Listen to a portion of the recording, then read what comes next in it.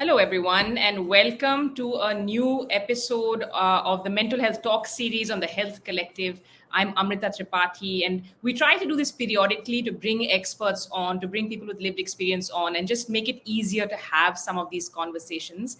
I'm so delighted to have back with us today clinical psychologist and the head of mental health and behavioral science at Fortis Healthcare Kamna Chhibber, a friend of the Health Collective from way back when. Kamna, thank you for joining us again. Thank you so much, Amrita, for having me here. Always a pleasure to do some of these conversations and interactions with you with Health Collective. We really appreciate you taking the time, Kamna, because sometimes it feels like it's two steps forward, one step back. I don't know how you feel as a professional when it comes to mental health, but there are so many issues that keep coming up. We've been Mhm. talking about several of them over the last several years, and we're going to focus on mental health in the workplace today Right. and talk a little bit about stress, healthy coping strategies, what's unhealthy, how we can prevent burnout. And I think critically, Kamna, also ask you a little bit from your point of view on what's the role and responsibility of a team manager, team lead, and organization as opposed to just the individual. Hopefully, people are watching us and they will, of course, catch up later on whichever platform of choice. But if you are watching, please feel free to put your comments or questions in and I'll put them to Kamna as well. We'll go for about 20 minutes plus or minus 5-10 for more questions. But let me start by asking you, Kamna, when I talk to you about stress as a blanket category, what are some thoughts that come to mind? Because I feel for most of us, it's a given. It's something we just expect to have in our lives.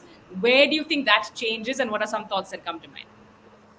I think you're absolutely right that when you were asking me the question, also the word that popped in my head was pervasive. Stress has become so pervasive in our day-to-day existence. It's hard to just think of life which would be devoid of stress. So we take it to be such a given in our existence, whether it's in our homes, whether it's in our workspaces. We anticipate that stress necessarily has to be there, and of course stress has its good side to it because it's the one thing that motivates us, it drives us, it encourages us to do more, to reach for goals which we may otherwise not be driven towards, and that's the good stress, it's the you stress.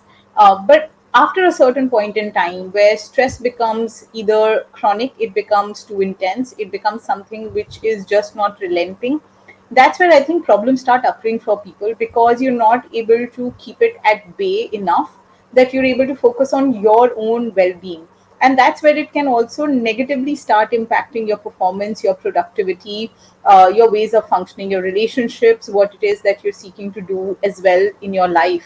And I think it's important to understand that that balance may vary for different individuals. So what may be excessive stress for me may not be excessive stress for you. And there is no comparison. And I think that's something that people always need to remember because oftentimes people start thinking that, oh, but my colleague is able to manage it, or my boss is able to manage it, or my partner is able to manage this. And why am I not? Because individual differences will always exist. We will all have our own triggers or our own different areas where we can absorb more or not absorb as much, and that comparison often also becomes a contributing factor towards the stress because now you're just not stressing, you're also stressing about why am I stressing. So it's like meta stress which is happening, and that creates its own substantial impact on you as an individual. And that's something that one needs to understand, that if you're feeling stressed, your stress is your stress, it is valid, and we need to find a solution for it. It doesn't matter whether someone else thinks it's stressful or not. They can have a perspective, they can share a perspective, it may make sense to you, it may not, but at the same time it doesn't mean that it gets completely discarded or dismissed because another individual may cope with it in a certain way or have a different framework to look at it as well. So each one of us has a different kind of threshold for what we consider to be stressful. Each one of us should not be looking to compare with each other. I think those are critical points. Kamna, also, when you talk about chronic stress, will you take us through a little bit of what we mean? Prefacing this conversation, I was saying different industries. We seem to have this idea that busier is better. Hustle culture is something that's been doing the rounds. When you talk to startup founders, they seem to have chronic stress and all of the issues that come with that. Anyone working on G20 right now, I feel like you'll be stressed, and we can see why. But good luck for the summit. But in so many industries, right? The media, look at healthcare. When you talk about chronic stress, what do you mean exactly, and how do we identify it? I think the understanding of chronic stress needs to be about how that stress is so pervasive that despite all efforts, all attempts to try and ameliorate it, nothing seems to work. The issue is not the presence of a stressor, because in most circumstances, people are able to find some way of working around that stress. You're able to manage yourself, your emotions, your actions in a reasonable manner, and you're able to keep on moving past it. But there are certain stressors which just become these big big boulders in our way, which are just immovable. So it's like you feel in those situations that regardless of whatever I'm trying to do, it's almost like pushing against a wall and nothing really moves or budges. And when you find yourself in that kind of a circumstance where that stressor, despite all your attempts, all your efforts, is continuing to be present, no strategy, no way of trying to work on it seems to be giving you the desired results, that's where it starts creating a lot of problems, and that's where we start looking at it as something which is being chronic. And the issue with the chronicity of stressors is that it's going to start impacting you in multiple different ways, because your mind and your body are unable to cope effectively with the chronic stressors. The body keeps getting depleted. The body's physiological response to managing the presence of the stressor can get compromised. As a result, you may have multiple physical health related issues. People can develop aches and pains and different immune system based responses, which may make physical health compromised. People can also start finding that it tends to impact their moods, their levels of thinking. They may feel extremely worried, extremely irritable, angry, reacting more, not being able to necessarily hold on to their own emotional stability to be able to manage or navigate situations. And what it's also doing is somewhere you start feeling that as an individual, somewhere you are getting affected by things, by situations. You are not necessarily the same person the way you were, say, till the time that kind of a chronic stressor was not present. So you start feeling differently in a way. And again, the problem with chronic stressors is that while we may think that, oh, stress is going to be a part of life and it's okay that it's going to be present for a long duration of time, we need to understand that stressors would also keep on varying for us. Typically, if they are not varying and it's the same thing which is present, you will also keep feeling stuck, and you will also feel incompetent or incapable of being able to manage it. That starts impacting your sense of self. That is not a pleasant experience at all, because you start questioning your skills, your abilities, who you are as a person, who you are as a working person. And the impact that it then has overall on you as an individual and as a professional tends to be far deeper. And that's a concern with chronic stressors. So it becomes very important to try and identify whether this is becoming a chronic stressor for me, and if it is, and if I am not being able to work through it, can I communicate, share, discuss with someone else who can help me figure a way around it or out of it? Or how do I bring in a way of being able to accept the situation for what it is? Because there will be situations which cannot be resolved as well. Everything may not always be 100% resolvable. So, how do I bring in that acceptance and learn to work in parallel, focusing on other aspects of my life so that this does not become the only thing where my energies are getting focused? So, both things become very critically important then in that context. That's really interesting. And Kamna, I didn't realize, when you say that it can actually change who you are as a person, that's actually a huge red flag as well. And I'm going to ask you a little bit, further on in the conversation about how do we recognize these signs as peers, allies, colleagues, and loved ones. But let me ask you first, though, a little bit about what you said. We all have stressors. We're all usually coping to some degree with different stressors. Some are healthier coping strategies than others. What would some tips be for, from your point of view, maybe before it tips over into that kind of red flag burnout head? Yeah, I think the biggest thing that we all need to try and wrap our heads around is that we don't always have to continuously keep working.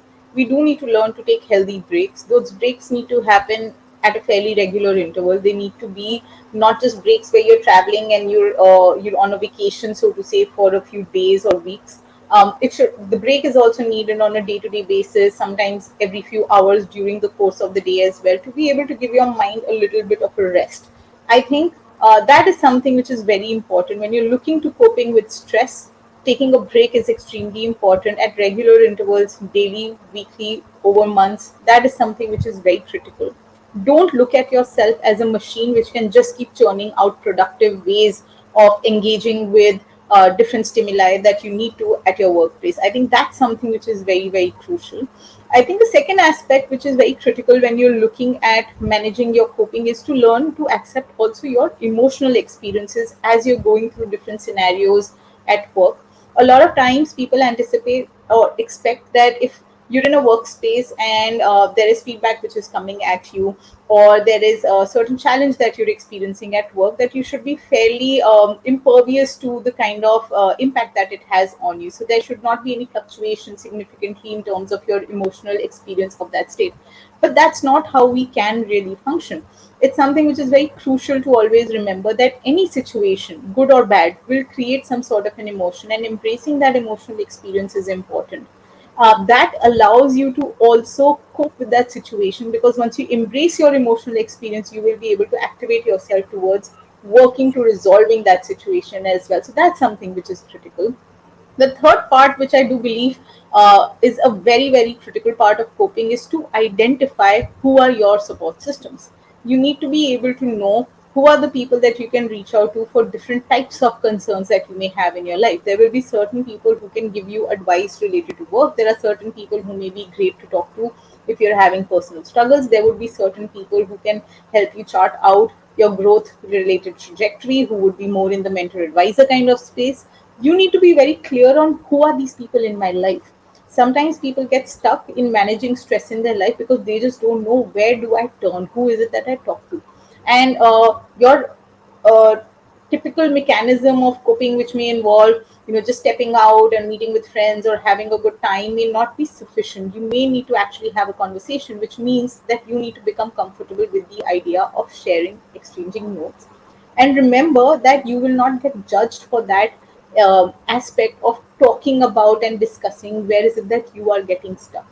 I think somewhere we need to break these molds and shatter these stereotypes which have built up in our mind, where we need to come across as these perfect individuals who can navigate every aspect of work in the best possible manner.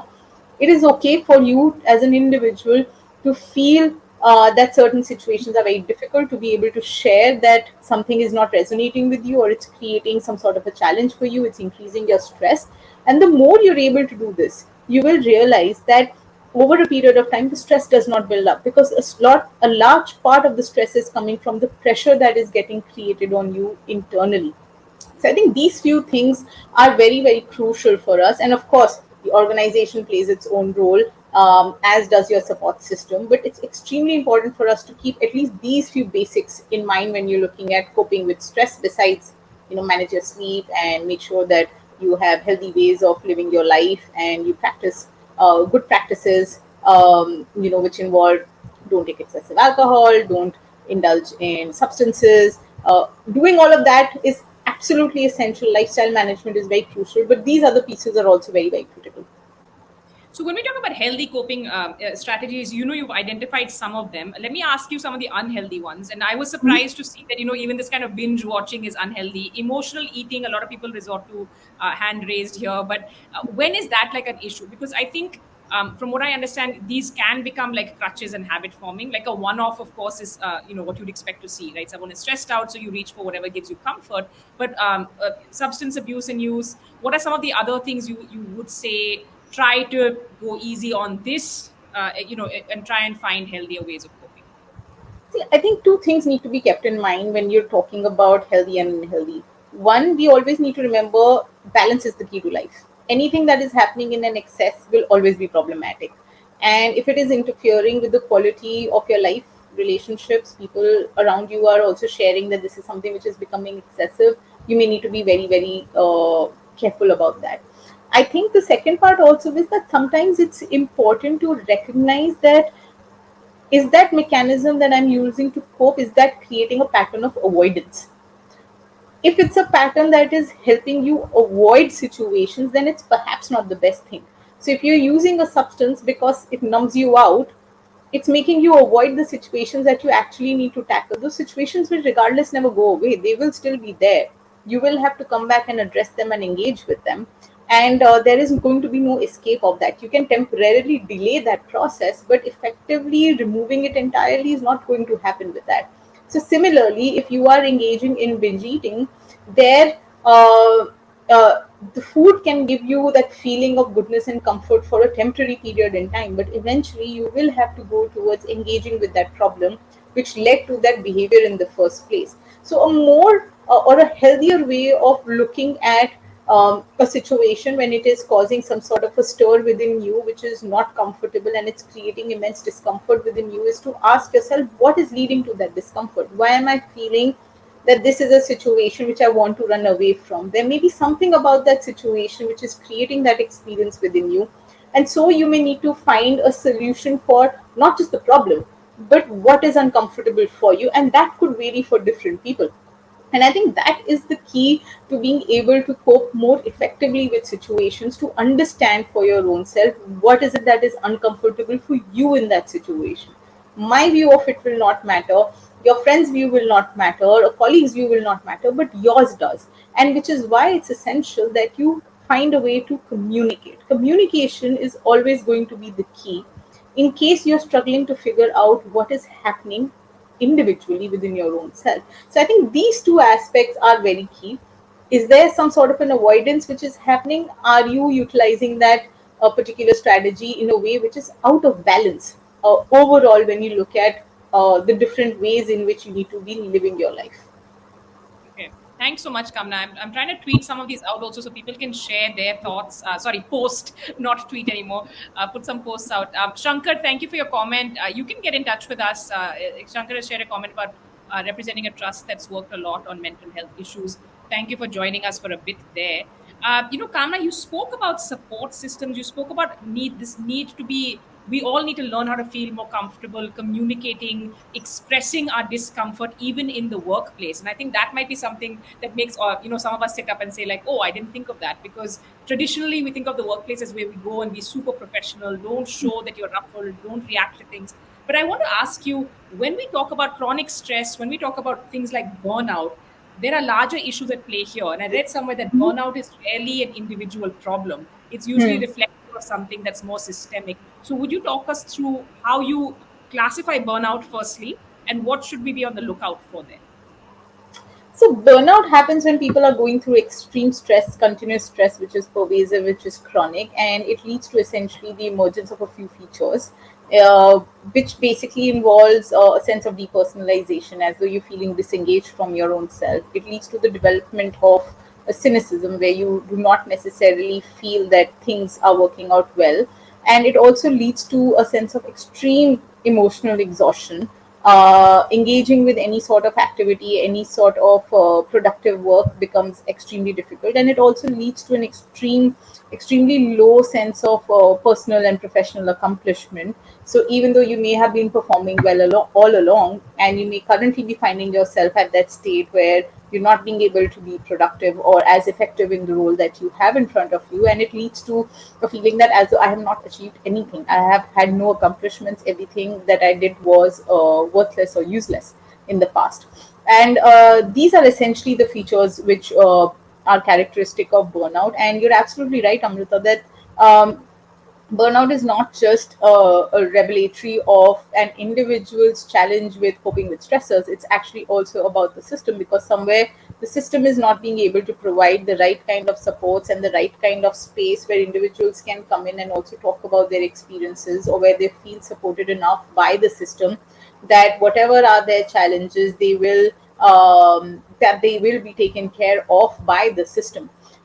It's important for every individual within the system to have that space where they feel that, if they are stuck with something, there is a situation or there is an experience which is happening, that there is going to be some form of one recourse to some sort of support, but also to an opportunity to be able to talk to someone else within the system about how is it that they can manage things and how they can manage situations for their own selves. When that kind of support is not available, both in terms of how do I go about doing my role, how do I go about doing my job, plus if I am getting stuck and if I am not being able to communicate with my immediate superiors, supervisors, team leads, then what is the recourse that I have available? When that kind of a mechanism is not there, questions are not encouraged. It's not encouraged that you can share your dissent towards the kind of work or how the work is done, and you feel that you're constantly being pushed and pushed and pushed, and there are others around you who are taking it on. They may be extremely unhappy, but they're not raising their voice, but you can feel that kind of pressure constantly on you. When systems are operating like that, that's where burnout tends to escalate substantially, because we are not cued into what the experience is for the people within the system. When you look at, and this was something I was reading somewhere also. Should we really be calling people resources? Because they're not resources, they are people at the end of the day. When you label them as resources, somewhere you are dehumanizing them, and you're not recognizing that these individuals who are working within a system would be having their own challenges, their own experiences, which do need to be looked at.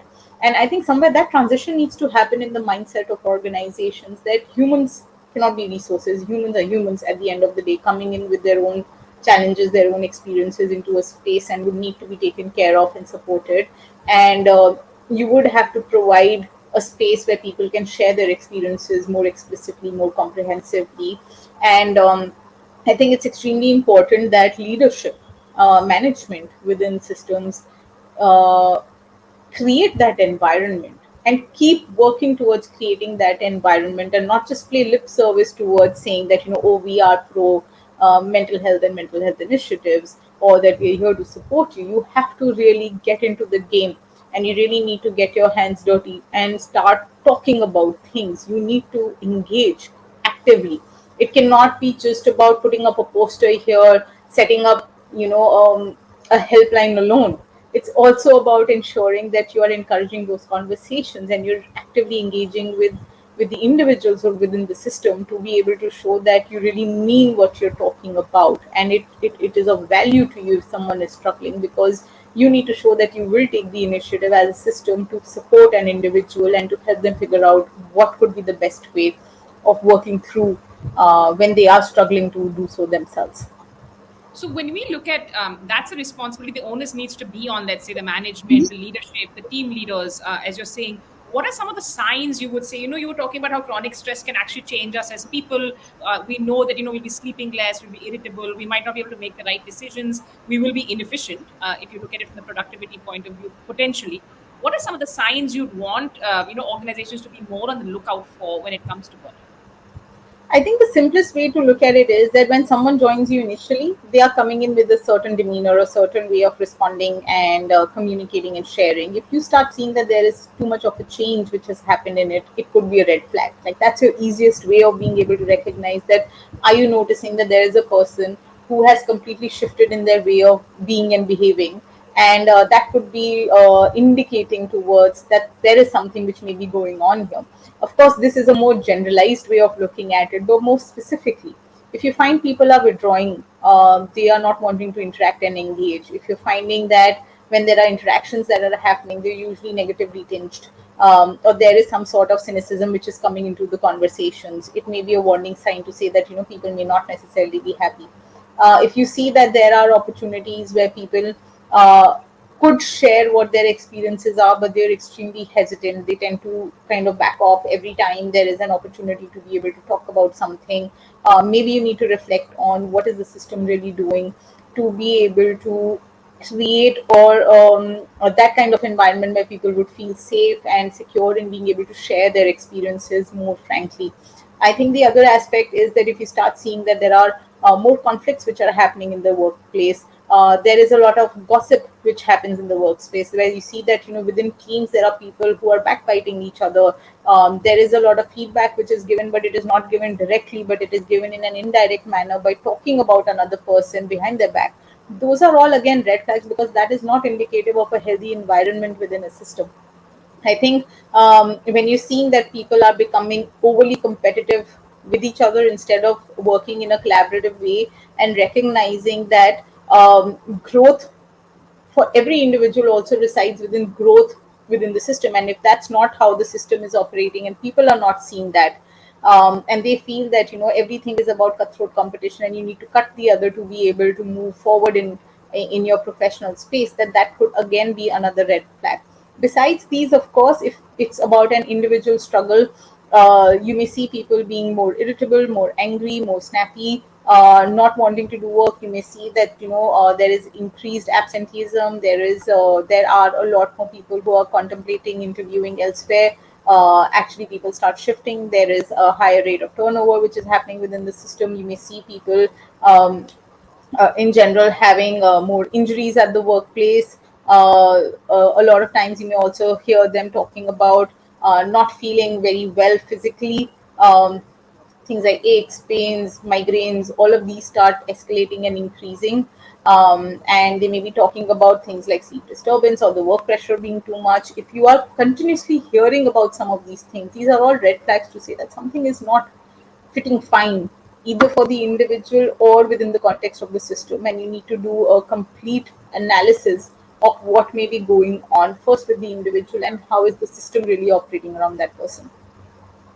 And Kamna, there is I have a question as a follow up, but this is from Shankar again. My question is how to identify and reach people who are stressed and thinking of extreme steps in a work setting. What are some ways to deal with that? I think the best way to deal with the situation, the signs we were just talking about, what all could indicate that there is a problem which is brewing. I think the other aspect is that if you are looking at an individual who is there, who is having a challenge, and you can see that they are struggling with something, it's important to encourage them to one, seek help. And the way to do that is to also reach out to them individually, and to share with them that, okay, I've been noticing that you are not seeming to be your own self. There seems to be a change which has been there in your behavior. Ask them very directly that is there something which may be going on which is probably troubling you, or maybe I'm misreading this, and I may be completely wrong on this, but I thought it's better to ask. And a lot of times people may be hesitant at first, but they would certainly share what they may be affected by, or they may give you an indicator to say that, there are some things going on in my personal life, and I'm not sure if I can really talk about it. And you can always tell them that, hey, if there is any situation, if you feel you would like to talk about it, I am there as a support system. Feel free to reach me. And if you're having such a conversation, it's important to circle back in a few days to check in with them and say that, okay, how have you been? I hope the things are getting better in your personal space. If you think that, there is something that I can help you with or support you with, do let me know. I think these are basics that people can do, because it is, most of us can notice if someone is not doing fine. It's pretty evident in the non-verbals. It's not necessary that someone has to verbally express or explain that, I am having a difficult time. Yeah. It's just that most people either want to avoid because they've got too much going on in their own lives, or they are unsure about how do I approach a conversation, which makes them hesitant in reaching out or talking to someone if there is something difficult that you think may be going on in that space. But I think the biggest thing that helps an individual is to know that they are being seen, and that there is someone who is there to hear them. And if you can just do that much to communicate to them that, I'm there and you can reach out to me, that would in itself be of great relevance and importance. And of course, if this person is confiding in you and you can see that there could be a much larger problem which is occurring here, and they do need professional help and support, you share with them that, it would be good if you were to consider meeting an expert. You can share helpline numbers. You can also talk to them about meeting an expert. You can also share with them that you would be open to going with them to an expert if they feel hesitant about it. And people have apprehension, so your encouragement to them to say that it's okay for you to consider going and speaking with an expert. It's okay for you to going through an emotional state which may be challenging, or to experience this kind of stress or burnout. I think that normalizing of an experience also helps in knowing that it's okay for me to be going through a struggle and to seek some sort of help and support for the same. So I think these few things are very critical when you're looking at supporting someone when they may be having a mental health related problem. And that's really interesting because that can be something anyone can do. Anyone can show up for someone else in the workplace. So we'll wind down with that. Kamna, last thoughts for you when you're looking at this big picture, and of course when you're looking at different industries, you're looking at how organizations look at mental health. And this is the busy month coming up when everyone will remember mental health, of course, by October 10th. But you said something interesting earlier, saying that it's not enough to just put up a poster and say we're here to talk. There are certain things you have to do just to sort of walk that talk. Would you have one or two pieces of advice for people who are worried about, like you said, hesitant to bring up something, again from the leadership point of view as an organization, hesitant to invite that kind of chaos they think sometimes into the workplace? What is your advice? Maybe one or two actionable tips. I think the fact that you look at it as chaos in itself is a problem as an organization, because it is not chaos, it is a health concern like any other concern. And so I think the rectification needs to happen at that level of thinking, of viewing of mental health in any case. I feel that people don't realize that if you leave a problem unaddressed, even if it is mental health and well-being related, it will become chaotic eventually. If you address something at an earlier stage, you will actually end up saving yourself a lot of grief in the long run. In fact, it is a well-known statistic, but that for every dollar that is spent on mental health, you save $4, and this is international statistics. You save $4 for the organization in terms of what it loses in productivity and revenue. So you will save a lot of money if money is your end goal as an organization. If you were to invest in the people who are there, and they would be happier people, they would be people who would be more engaged, they would have a psychological contract with you, which is far more important and bigger than any other physical contract that people may be signing with you. And if people are engaged to your system, they would be wanting to and willing to put in far more than what their regular 9 to 5 or 9 to 6 jobs require them to. And I think that's something which systems need to reflect on, that do we want people to just work for us, or do we want people to really be engaged and psychologically contracted to us as systems? And that can only happen if you're willing to invest in the people, because that's when people will invest back in you. And I think that's probably the biggest message. And this is something that every system needs to probably reflect on, that are we creating that kind of an environment or not? If you're not, it's time for you to wake up, because if you don't, this is something which will kind of be like a bulldozer which will come over you at some point in time or the other. And also, like, it's so interesting because it'll also ease up pressure on you as a leader, actually, to be a little bit more open about these things. So, okay, fingers Absolutely. crossed. Hopefully people will be listening to this, Kamna. I love that you shared so much, both from an individual and an organizational perspective. As always, there are many avenues for folks to reach us if they have further questions. Kamna has also written several interesting pieces, including on self-care, which I'll be sharing again. Kamna, it's great to talk to you, and I hope to connect with you again very soon. Thanks so much. Thank you so much, Amrita.